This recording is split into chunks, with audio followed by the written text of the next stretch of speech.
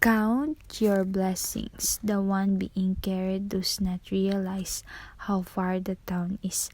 African proverb. My first plane ride. Those blessings are sweetest that are won with prayer and worn with thanks. Thomas Goodwin. When I was a teenager, living in a Fiko village in the southeastern Nigeria, my father traveled abroad every year to attend medical conference. Upon his return, he would share with the family incredible stories of his experiences in Europe, Asia, North America, and South America.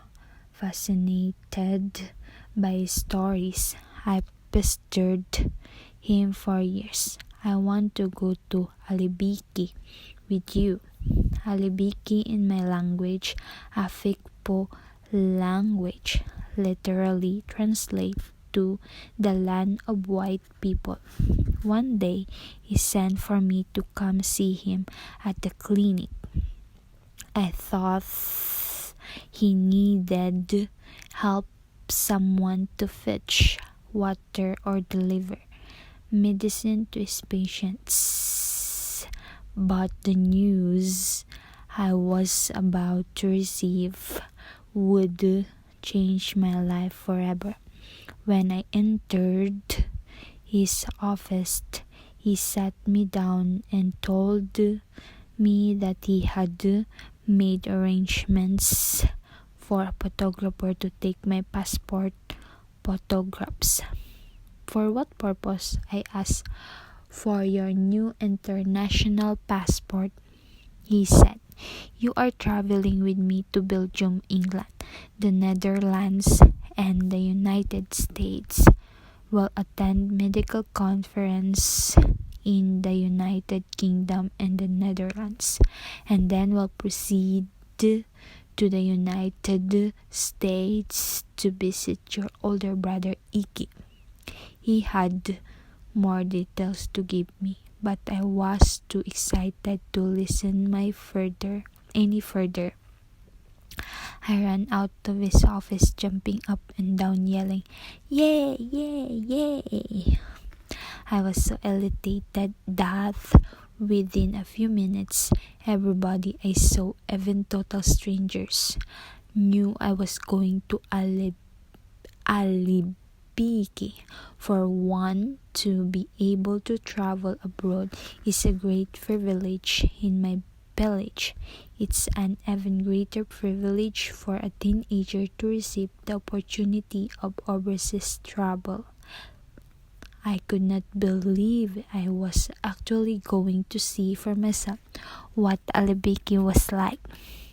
As the first term was about to end, all my friends in secondary school knew of my planned voyage. I was to return before school resumed the following term. My friends were as excited as I was. I promised to bring back lots of photos and souvenirs from Europe and America.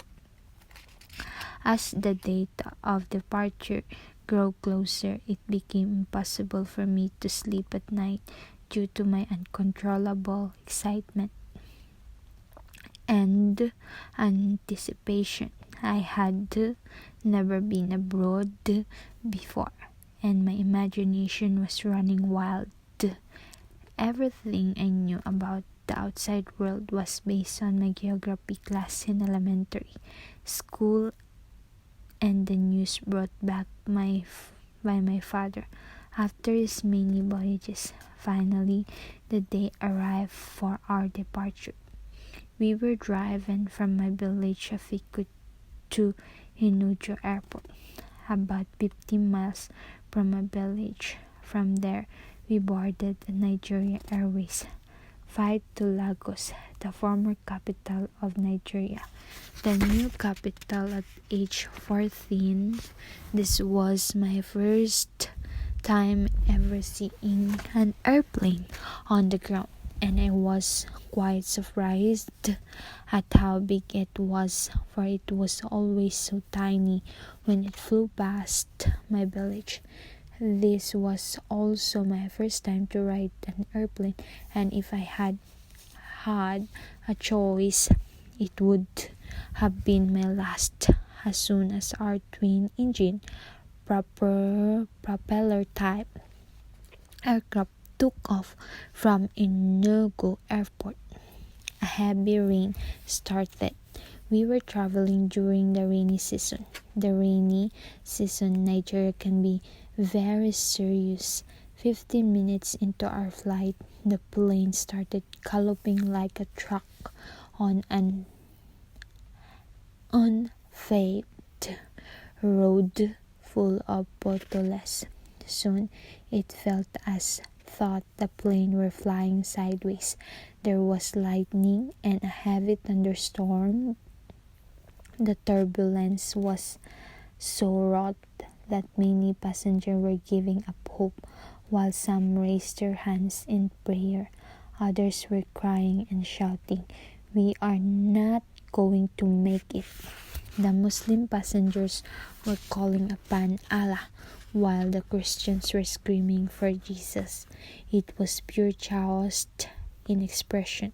I didn't know what to make of this. I turned and looked at my father to determine if this was a typical scene in an aircraft, but he, too, was busy praying. At this point, I realized this was not an everyday plane ride. I was getting scared and asked him to pull down the window shade. I didn't want to see any more lightning, since the praying passengers had transformed the cabin into an interfaith church. I felt I could probably use some praying myself. Before long, the pilot announced that he had been instructed to divert the flight to a nearby airport in the city of Ibadan, which was close to Lagos, and try to land there. With that announcement, an uproar erupted in the plane. In a chorus, the passengers sang, "Hey, hey." This is one of the Nigerian expressions of despair. "You see, I told you we're not going to make it." A pessimistic passenger sitting in front of us reminded his wife. The pilot continued to struggle through the storm. At times, it felt as if we were floating above our seats as the plane made sudden drops in altitude. Finally, with wings wagging, the pilot slammed the aircraft onto the runway of the Ibadan airport. All the passengers were cheering and clapping for the pilot and proclaiming, "God is wonderful." We would have given the pilots a standing ovation if we were not restrained by seat belts. When I stepped out of the plane, it was difficult to walk straight. I felt as if I had finished a long roller coaster ride at an amusement park. Upon entering the airport lobby, Dad took me to a newsstand and bought me my first inspirational book, The Power of Right Thought by Ella Wheeler Wilcox. I gladly accepted it. Who knows how many more of these crazy rides there will be in the future? I wondered. The weather cleared up 2 hours later. Nervously and reluctantly, we boarded the same aircraft.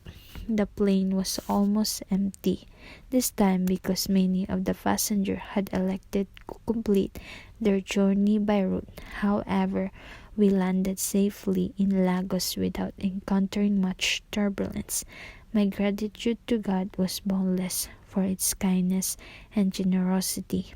The way I saw it, the journey was my initiation into air travel by Zil Okugiri.